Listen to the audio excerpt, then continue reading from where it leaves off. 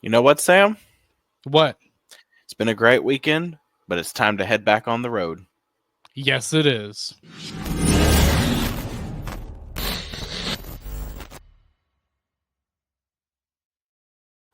All right, we're back with another episode of the Caniac Report. And Sam, great weekend overall. You get 2 wins against both St. Louis and Ottawa. Almost forgot the team name there, but great wins. And Sam, another thing too, we talked a lot about this the last episode, but Aho was able to score a goal. It's still not 5-on-5, but I'll take the goal. The hope is that moves him in the right direction. Yes, definitely. So let's get to some podcast stuff. First things first is we have a link for donations. So if you feel like you want to donate, there's a description to that donation link in both our YouTube description and in our traditional podcast stuff like on Apple and Spotify. Another thing too is we have a winner for our ticket giveaway against the win against St. Louis. Carlissa Pavesi. I could be wrong. Yep. On how, I think that was right. you think but that was right? Okay. Congrats to her. She had said in her messages, and I'll just pull it up. That she's listens to us every Monday and Friday mornings at work. So, much appreciative. Maybe we'll have to have her on the podcast sometime so she can give her opinions on things too. Yeah, sure. Why not? The more the merrier. I don't think we've ever had a listener on before. Maybe we'll do a. Well, we reached out. Well, we reached out to one, and they're like, "I don't do that type of stuff," which was fine. To each his own. So. Oh, look! If you're a listener and you'd like to come on for maybe 10, 15 minutes and talk about the team with us, shoot us a message. We'd like to engage with you guys and honestly get your takes. Maybe you want to tell us how stupid we are. Or tell Sam how stupid he is, because we don't know. No. Tell Sam Driscoll how stupid he is. Look, as much as I love our listeners, I cannot believe you got one listener in particular to cover half of the YouTube video for us, which was my side being covered up.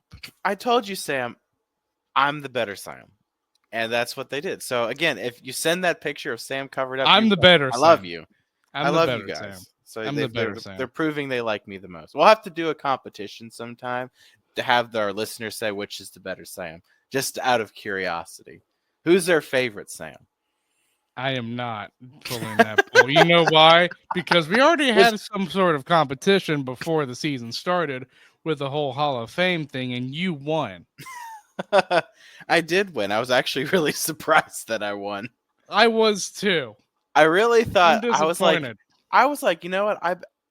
I knew that my pick would appeal to a lot of the older fans, but I guess a lot of Hurricanes fans did their research and knew I was right there too. So look, I just keep being right. I'm the better Sam, the smarter Sam. I picked the right players. No, don't give me this stuff. Okay, no, Sam is living in Jupiter right now because he thinks he's living off of this planet, but he's not. But seriously, if you ever want to come on for a little bit, let us know. We like to engage with you guys. So, and if you ever have questions, send us the question. Like we'll talk about please. It. We don't always ask for it, but sometimes we will. But if you have a question you want answered, let us know. And here's my victory drink tonight because they won. There you go. Yeah, and I mean, you guys are the reason why we do this. We have tons of you guys listening to us. We just want to thank you guys for taking time out of your day. You could be listening to something else, but you choose to listen to us twice a week. Just want to thank you guys. And that's why we do the giveaways, because it's fun for us. It gets everybody engaged, and we want to let people who want to go to games. And if you see us at the games or out and about, feel free to say hi too. Yes, we like meeting fellow Hurricanes fans, so don't be shy. Yes, definitely. I promise Sam's not as mean as he looks. You are digging a hole for yourself, mister. You better watch yourself tonight, because you especially on this recording, you are just full of it right now. And I'm about to be sick of it right now. I have to provide the humor because I'm also the funniest, Sam. No, because here's the thing. I provide a lot of jokes. You know I do. And you laugh at them.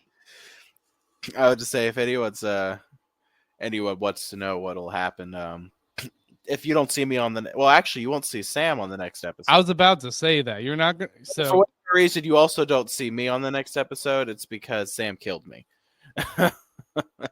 But then I'll raise you back from the dead, so you'd be like, do this episode. I'm occupied now with family.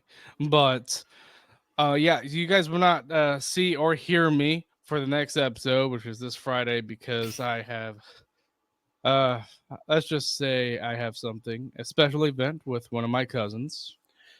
He's getting married, so that's why I'm not going to be able to join in on the episode. And the tentative plan and belief at the moment is it'll be Griff from Caniac Sessions who will be joining me for that episode. So we'll be chatting and recapping games again. Usually when I have a guest on, it's not as much as a recap as much as we're just chatting about what we've seen on more of a broad strokes, and we'll have a lot of the basic structure, but it's always a little different. Sam knows this whenever I host an episode. Yeah, I go off script all the time.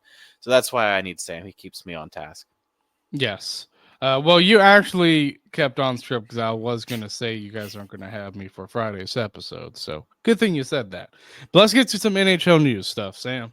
Elliot Friedman reported, I believe it was very recently, if not today, I think yesterday, and the fact that Boston is looking to shake things up. They are playing around 500 hockey right now, Sam. So they don't seem to be a patient team if they're not doing well. They're used to winning, and they are. When you're a franchise like that, I mean, look at Pittsburgh, right? They're used to winning, and they're just not, and it's tough for the fan base to deal with that. I have no empathy for Boston's fans. No, I don't. Screw them; they deserve the pain they're going through. But that's the problem when you're in that market that's used to success and you don't have any. The pressure is there to drive success. So what does that shakeup mean? My guess would be the first thing they would do would be firing the head coach. That's usually the easiest thing to do. Trades are harder. And then you have to look at that roster. Like, who are you moving? I can't imagine they would move Marchand, Pasternak, or any of the big guys. And I don't know if anyone else moving them shakes up the roster. So I think if you're looking to shake things up, I would say look for the coach. If I were to guess, it'd be their head coach, who is Jim Montgomery, I believe. Yep. To be fired. And will he stay free? He won't be without a job for very long because he's a good coach. And I don't believe Boston is bad because of him. I believe Boston is bad because they continue to delay a retool or rebuild. And that hurts teams. The Hurricanes did that, right? We just never really rebuilt, and we delayed, and we were always in the middle of the road. I believe we got lucky with draft picks and some young prospects and players like Aho. And we got really lucky when we got Svetch. But not every team's going to get that lucky. And eventually you're going to be in the mushy middle if you keep trying and you just aren't willing to commit to a rebuild. Like the Sharks, they're trash right now. But if you believe that the Sharks aren't eventually going to be a heck of a powerhouse out west, fooling yourselves, because they have a lot of really good young talent that's going to really take over the league eventually. Yes, definitely. I definitely agree with that. But we'll see how Boston does as we get closer to the trade deadline. Yeah, it's true. Yep. Another thing too, Sam. So obviously, we talked a lot about how Aho's not producing the last episode. I kind of want to put this in the NHL news category because there's actually quite a few top line centers around the league that are not performing well. And the reason why I kind of want to say this is, I mean, I'm not saying this is an excuse for Aho's play, but it's definitely showing that there are definitely a lot of top line centers that are not doing good. So Aho's not the only one. No, I mean, that's look, struggling, and it might just be the teams are figuring it out. But I mean, it also just could be a slow start. There could be some players battling injuries that aren't being disclosed. It could be a slow start in general. A lot of good teams lost some players this offseason, so they're not used to the rosters that they're playing with. But, I mean, even slow, I think Aho started out slow on the goal-scoring side, but he's still about a point per game. I would say he's still playing better than a player like Zibanejad, who I'm guessing you were going to bring up, who's just and two other players too, which I found interesting. Okay. I'm curious who those other two are, but like I know Zibanejad is one, Yep, and he again, is. but also I think in fairness to him, he's older, is he not? He is older. Granted, he Okay. is, but he's still considered a top line center. So the expectations for him is to put up goals. Yeah. Sean Couturier, 3 goals in 17 games. Well, that's also the Flyers. Yeah, and here's a shock right here. Connor Bedard, 3 goals in 18 games. How many assists? How many assists does Bedard have? This is me just being curious. Like, what are his point totals? I'll look it up right now. But I'd be curious to see what like Teravainen, because I'm guessing Teravainen is playing with Bedard. Yeah, whoever his other line 10 assists he has. Okay. I mean, also in fairness to that team, they're just a bad team. They are. Teravainen has 8 points. It's split 4 goals, 4 assists in 18 games. So, I mean, there's still a lot of work to be done with Chicago, definitely. Philadelphia, I think, is decent just because they added Michkov, and he's been doing good. But, I mean, this just shows that, yeah, we talked a lot about Aho a lot, but there are other teams dealing sort of with the same thing. Yeah, look, it's just part of the reality of the NHL. Sometimes you have a slow start to the season. I mean, look at Edmonton last year. Even look at Connor McDavid this year. And with Colorado, McKinnon's. Am I still frozen? No, you're good now. You're good. Oh, okay, so I mean, look at Connor McDavid, Nathan McKinnon. Some of these guys didn't start off well. They started off slow.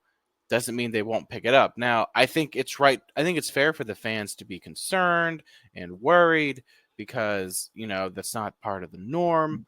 But I think sometimes it could just be maybe they're hurt. Maybe they're dealing with something. Maybe it's just a slow start. Yep. Maybe there's some frustration there.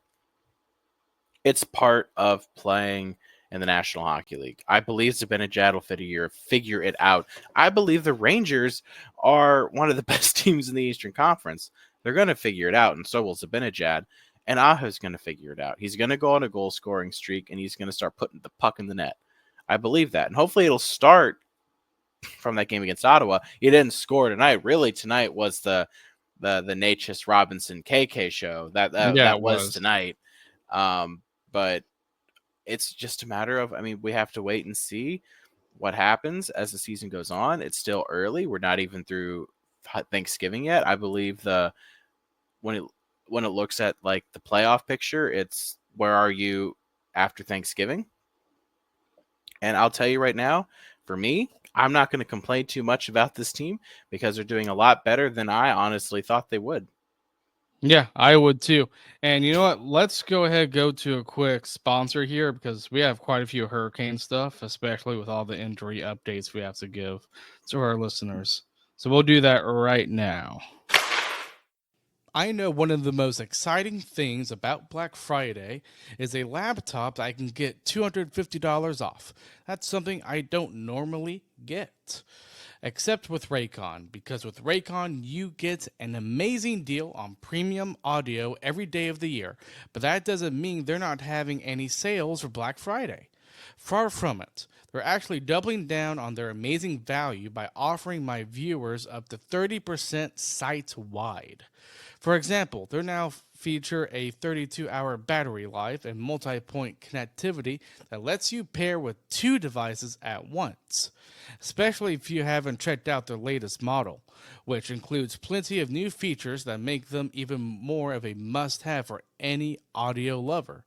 It's time to save big for Black Friday.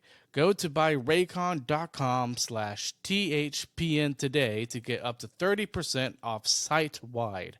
That's right, you'll get up to 30% off everything on Raycon's website when you go to buyraycon.com/THPN.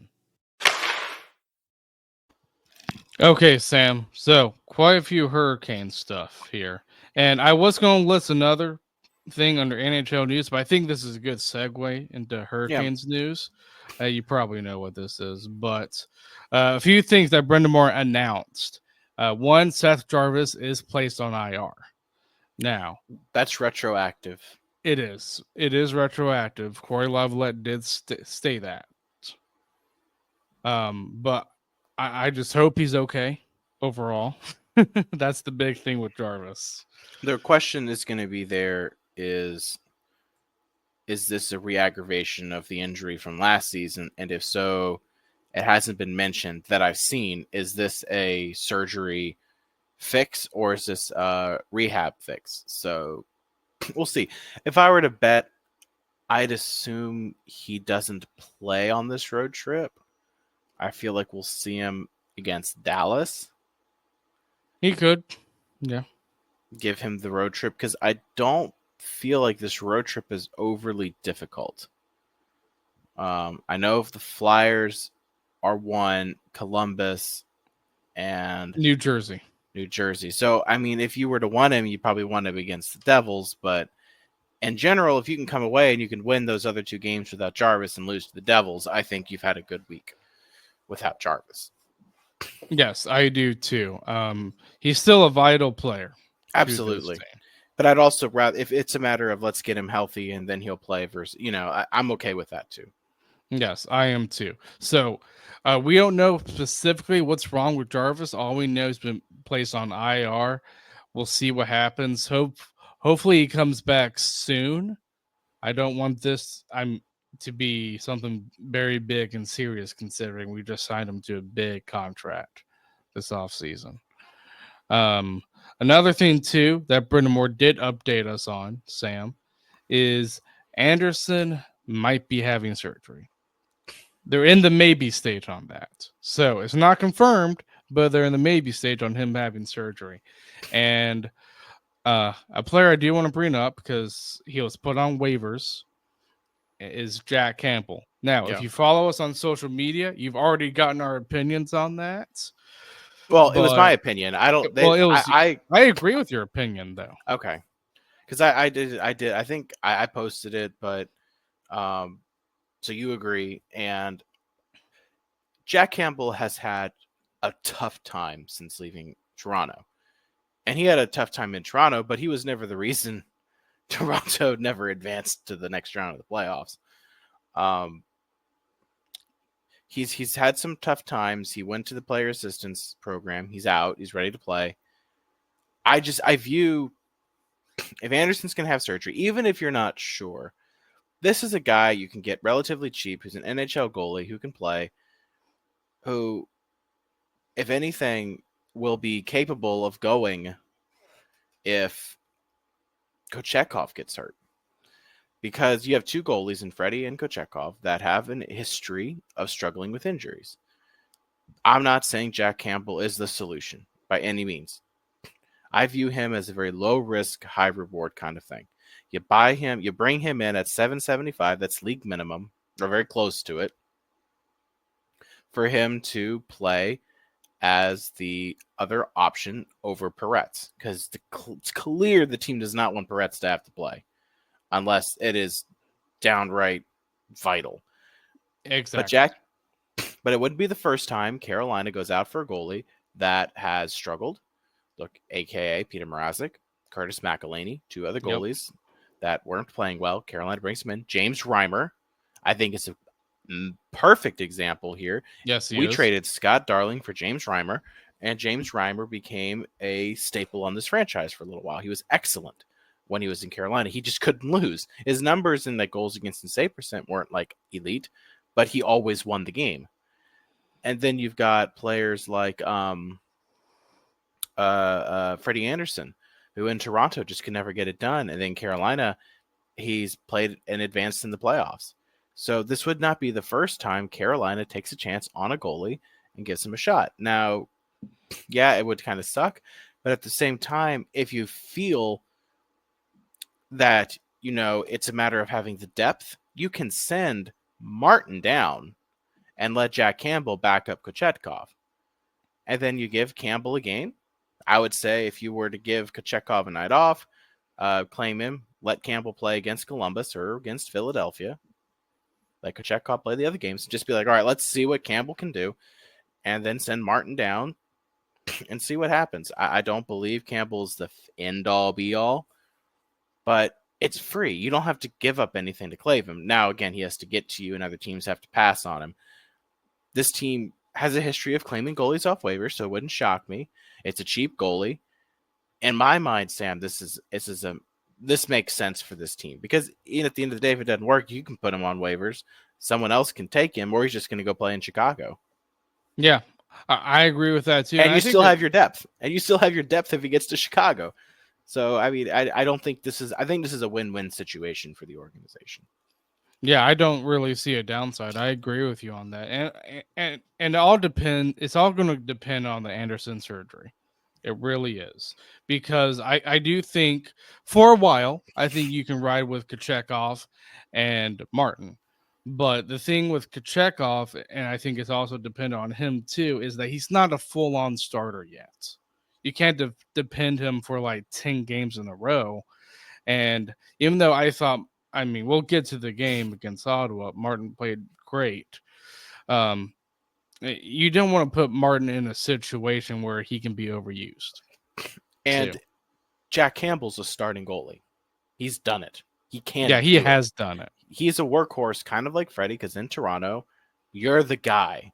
And Jack Campbell was the guy in Toronto, and he played a lot of games. So he can go and help split that workload with Kochetkov. So, again, in my mind, and this is not a knock on Martin, it's just a roster issue, is Martin can go through waivers and go down to Chicago. Yep. Campbell can be the guy to sit there and back him up. Again, it's not Martin's not as good as Campbell. That's certainly not what I'm saying. I mean, and that right now, Martin's probably the better of the two goalies, but it's one of those roster things, right? And again, you need insurance. That's the big thing with him. You need insurance because if Kochetkov gets hurt, because that was scary, if he gets hurt and he got running again tonight and he looked a little shaky after he got, getting back up, you have two goalies, Freddie and Kochetkov, who have issues getting hurt. If Kochetkov goes down, I don't think you're in a position to ride Spencer Martin for 10, 15 games, whatever is necessary, until one of those two gets back. And I'm not saying Jack Campbell's this answer, but he is the solution for a short-term problem. Yes. Now, if the Hurricanes really wanted to get a goalie, I told you this earlier. Anderson, he's on the last year of his contract. So Carolina could also be in the position to be like, well, you know what? We could solve our goaltending situation, not now, but also in the future too. So they could also, so they'll probably have to go on the trade route, is my guess, if they were to get a goalie both short-term and long-term, if they want that. But short-term, I think Jack Campbell is great. Long-term, probably not. If you're going for long-term, maybe you look at getting into a trade with maybe a Pamelka or maybe a Mackenzie Blackwood. I'm just throwing some players, some goalies up in the air. I'm not saying that Hurricanes need to go out and get them, but they could put themselves in a position to where they could solve their goaltending for short-term and long-term. Yeah, no, if they want to go out and make a move, that's fine. Again, if I were to I'm not looking for a all-star goalie at this point because it's going to be Kochetkov. Again, just looking at goaltenders that make sense. Peter Mrazek, I don't know if Chicago wants to move him. They did sign him to 2 years, but then this gives you you don't have to sign a goalie next year. But I also don't think they want to pay a goalie more than Kochetkov because Kochetkov would be making less than Mrazek. Nedeljkovic is another guy. I think he's under contract next year. Mackenzie Blackwood, not sure what his contract is, but that's San Jose. It's dependent upon what you want. And it's not that Jack Campbell couldn't be the problem in the future, couldn't be the solution for your backup or your 1B goalie next year, because he could be if he's ready to go and he has something. And again, he's a guy who's got something to prove. It's depend on his play, though. Absolutely. And that's why I claim him. Again, by the time you listen to this, the deadline could have passed, but if you listen in the morning, it might not. Jack Campbell's a guy who has a lot to prove. He has a lot to prove and clearly wants to play. So I like players like that. Players who have a lot to prove and come to Raleigh have worked out a lot. Yes, it has. And again, it's worked out a lot in goal. Freddie Anderson, Peter Mrazek, Curtis McElhinney, James Reimer. These are guys who've come to Raleigh, and it's worked out for them when their career looked like it was done. Came to Raleigh, turned it around. Peter Mrazek got this team in the playoffs. Everyone remembers the bench interview. Curtis McElhinney claimed off waivers because Scott Darling got hurt. Turns his career around. Goes wins the Stanley Cup in Tampa a couple years later. I mean, I've seen crazier things happen than us claiming Jack Campbell. Again, Not saying it will work, but I'm going to be willing to bet he's going to be a better option than Peretz. Oh, yeah, he is. I know. Last thing, too, when it comes to Hurricanes news, Sam, we're about to embark on a 3-game Metro road trip. I know we touched upon this. Real quick, what do you think a successful 3-game road trip is going to look like for this team? 4 points. I say 3 points, just because of how good they've been playing. I want 4. You playing Columbus and Philadelphia. I want 4. I wouldn't be disappointed with 3. Again, because they are doing really well, they can afford, I think, 3 points. That's my reasoning. Afford 3 points, yes. If you want a great road trip, it's 4 points. If you want a good road trip, 3 points. If you want to just survive the road trip and it's okay, 2 points. Again, just win one of these 3 games. Above and beyond expectations would be a sweep the road trip. And I think this team can do that as well, by the way. I think we can win all 3. With how they're playing, games. Absolutely. Especially if Natchez keeps it up. Yeah, definitely. Because right now, Natchez is a definite Hart candidate.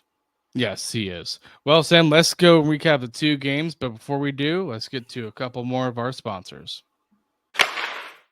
The 24-25 NHL season still has that new car smell, and the action is heating up at DraftKings Sportsbook, an official sports betting partner of the NHL. It's super easy for first-timers to get started at DraftKings Sportsbook. Try betting on something simple like picking a team to win. And if you are new to DraftKings, listen up. New customers bet $5 to get $150 in bonus bets if your bet wins. Download the DraftKings Sportsbook app now and use code THPN. That's code THPN for new customers to get $150 in bonus bets if your bet wins when you bet just $5. Only on DraftKings, the crown is yours. Gambling problem? Call 1-800-GAMBLER. In New York, call 877-8-HOPE-NY or text HOPE-NY 467-369. In Connecticut, help is available for problem gambling. Call 888-789-7777 or visit ccpg.org. Please play responsibly. On behalf of Boot Hill Casino and Resort in Kansas, 21 and over. Age and eligibility varies by jurisdiction. Void in Ontario. Bonus bets expire 168 hours after issuance. For additional terms and responsible gaming resources, see dkng.co/ice. What gets me excited about watching hockey is the fast-paced nature of the sport. Woo! Yes, that was Sam Driscoll, our other co-host that you heard. In fact, that is what got me sold when one of the first batch of games I watched was Game 7 between the Hurricanes and the Oilers back in 2006. Now, when it comes to going to Hurricane games, I am able to see quite a few great deals I'd like to go to in the future using the Game Time app. One of its features that I like to use are the seat views because it helps me visualize what I will be seeing when I'm sitting in that particular seat. Another key feature I like is the all-in pricing that shows your total upfront cost with no surprise fees. at checkout. Take the guesswork out of buying tickets with Game Time Picks. Download the Game Time app, create an account, and use code THPN for $20 off your first purchase. Terms apply. Again, create an account and redeem code THPN for $20 off. Download Game Time today. What time is it? Game time. It is game time, Sam. Covering Yes. not one, but two games. And to me, the one game is probably going, I think if we look back at season's end, on one of the games that we remember, this is definitely one of them against Ottawa. Because I thought this was a very special game. Yeah. And it was because of Spencer Martin playing amazing. And obviously, in the first period against Ottawa, you have Jordan Martinook scoring from Jordan Stahl. And he's been on fire. Yeah, he is. I believe coming into St. Louis, he had 6 goals in 6 games. Now, he didn't score against St. Louis, so that streak ends. But Martinook's been playing pretty well. He's been playing extremely well, and when that line contributes, you're probably going to win because you hope everyone else is working and contributing, and usually when the Stahl line contributes, it's extra, and it puts you in a good spot. Yes, it does, and it was from an impossible angle too, from Martinook. That's what was funny is he decides to shoot it from a incredibly bad angle, and what was funny, and I agree with you, Sam, is he's learning lessons from Freddie. Yeah, on that goal. Yeah, that was a Freddie playoff Freddie kind of goal from behind the blue line, but that just shows when you're playing well, just shoot the puck and good things happen. Exactly. So it's 1-0 heading into the second period, and then Hurricanes are on the power play, and Sam, again, we talked a lot about him in the last episode, but Sebastian Aho, he scores on the power play, and I say, of course, it's on the power play because he still doesn't have a 5-on-5 goal yet. But the most important thing is he's scoring goals. Yeah, whether that's on the power play or 5-on-5, he needs to score goals. So I take that as a positive. Great pass from Netchus. It was actually a 5-on-3 for like 8 seconds in that game. They scored. Yeah, they scored on that 5-on-3, so we had a power play after that. And what's funny is I believe before that, but both of those power play chances, Ottawa scored, but it was waved off. Because they took a penalty. Yep. And it was not the goalie interference. For the record, while I was watching the broadcast, it wasn't. What happened is Stutzel, right? Stutzla, my bad. Stutzla, he whacked Svechnikov's stick before he got the puck, and that was interference. And I honestly, both coaches, both Travis Green and Rod Brindamore, Sam, I don't think we're big fans of the refs because there were some soft calls for both teams, I thought, that game. I couldn't see Travis Green's response. Yeah, no, I mean, it was, there were a lot of missed calls, I felt like, on Ottawa, and I noticed a couple that they missed on Carolina, and then the ones they called, it was like, really? That's a penalty? I think specifically the one on Orlov, was it hooking? I was like, where? Yeah, I did not like I that. said, if you're going to call Carrier something... penalty, I was like, okay, he did elbow him to the face, sort of. I mean, with Orlov, I was like, if you want to call something, maybe a slash, but it wasn't a hook. No. So it's just what fans want is just the consistency and just call it what it is. If it's a slash, it's a slash. If it's interference, it's interference.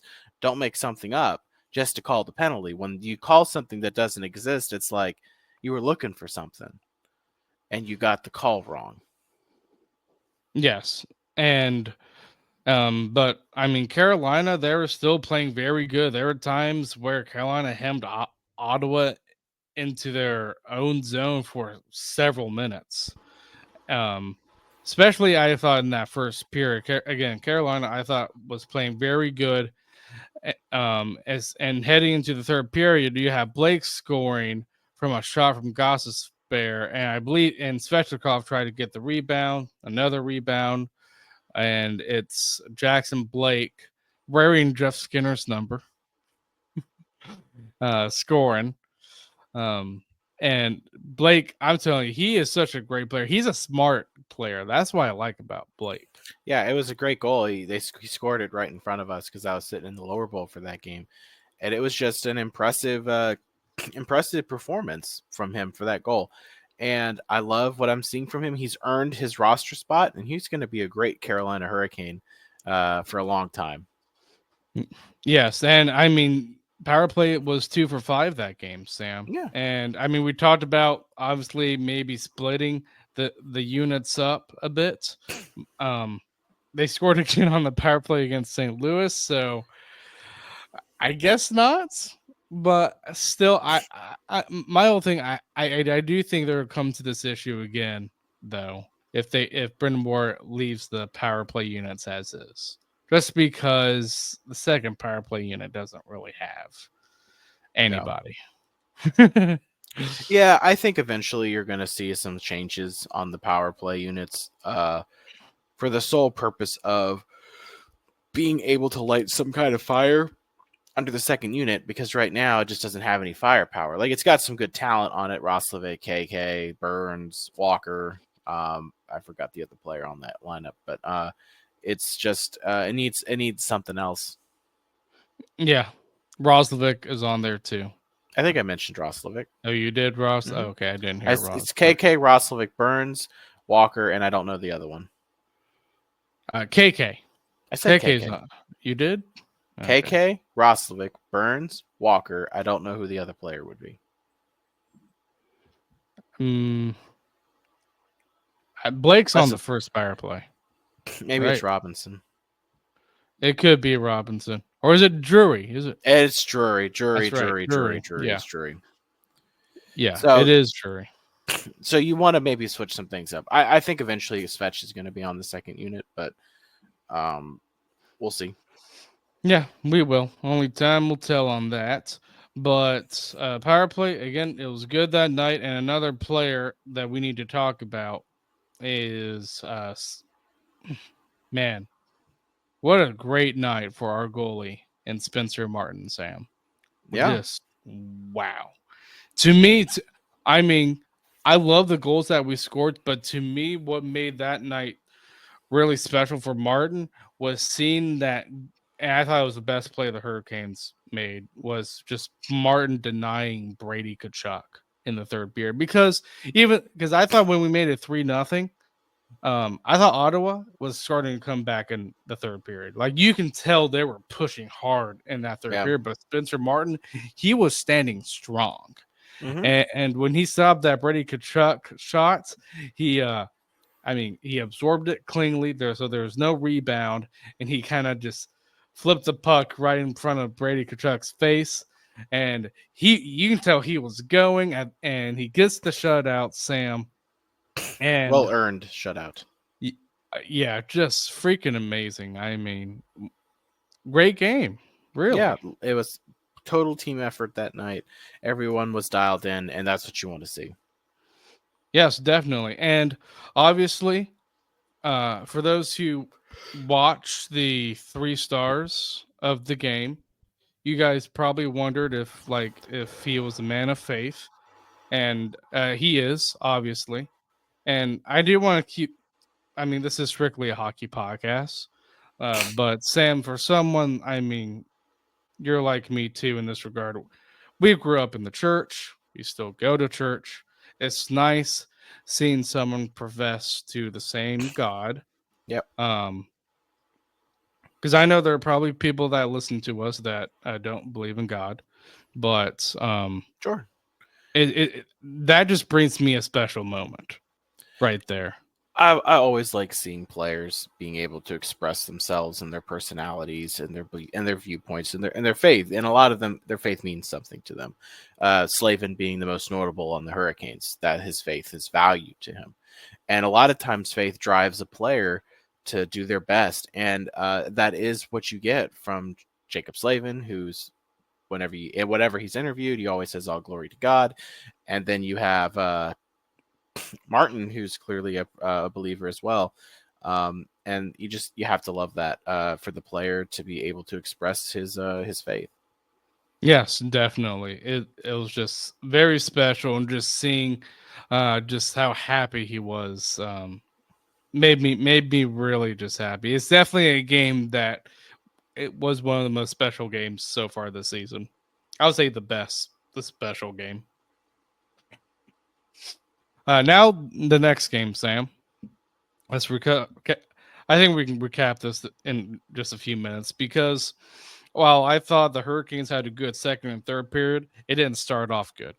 First period, St. Louis, they were really dialed in. And it was Jake Neighbors, who sounds like he's becoming a Hurricane killer, because he also scored while we were on the road against St. Louis. But we were able to take revenge after that St. Louis game. And after that first period, Carolina started to get their feet going. Honestly, I would say they started to get their feet going within just like 3 or 4 minutes into the first period. And Sam, Marty Natchez, he is on another level. 2 goals, 2 assists. He's playing great, and the 2 players on the same line that he's playing with, KK and Robinson, my gosh, he's playing fantastic. Yeah, it was just unbelievable. Natchez is just, like I said, Hart candidate. Goodness gracious, extend the man the moment you get a chance to do it. I agree. You want it if he keeps playing like this all season, and at this point we're looking at McDavid and McKinnon kind of numbers. Yeah, extend him. Give him his 8-year deal. Now the team's going to have to pay him. Yeah. Seriously pay him because he's earned it. And this is on them. They should have paid him what he asked for the offseason and extended him long term, but they didn't do it. And now, well, it was because of the whole Gensel thing. It just was. And now, I mean, at the end of the day, I'm going to say this. Look, I was furious when Gensel didn't stay, but I think that worked out for us for the better, because now we really know about Marty Natchez, and I think we know what he's capable of and will do. And I think we found our all-star, or maybe even a superstar, and Natchez, because you can't convince me right now that Aho is better than Natchez, or Jarvis is better than Natchez, or Svetch is better than Natchez. Right now, if I had to choose a guy, I'm choosing Natchez. He is the guy on this roster. He is your most talented player. He's your fastest player. And he's the guy that right now, if you are down a goal, you want him on the ice. Exactly. I mean, 4 points, just freaking amazing. Obviously, he gets his first point with that great pass on the power play to Svechnikov. Good to see Svechnikov scoring. Yes. I really liked seeing that. He hasn't scored in a while, so him scoring, I liked seeing that. You got 2 goals this weekend from Aho and Svetch. So you got a goal apiece, and you need that, because you hope at this point it gets them going. Yes, I still think Aho and Svetch need to be separated, but I wonder if the holdup is Seth Jarvis, to be honest. Would you swap if the line itself started to cool down? Would you swap Natchez and Svetch? Natchez and Svetch. Honestly, I wouldn't, just because I'd try to put Svetch, KK, and Natchez on the same line, and then I probably, honestly, the way how Blake has been going, like I thought Blake was very evident against St. Louis. Like I thought he was excellent. See if you can put Blake on that. Well, actually, you know what? I probably, if that line's going slow, I probably put Martinook on that line before I would with Jackson Blake. Okay. But just because Martinook brings a fire to whatever line he's on, and I think that's going to help Aho. No. We know Rod, he'll throw them in the blender at some point. Oh, yeah. He will. But I am still an advocate of separating Svetch and Aho. But good on both Svetch and Aho for scoring on this weekend. Yep. And let's see. KK, he got an assist.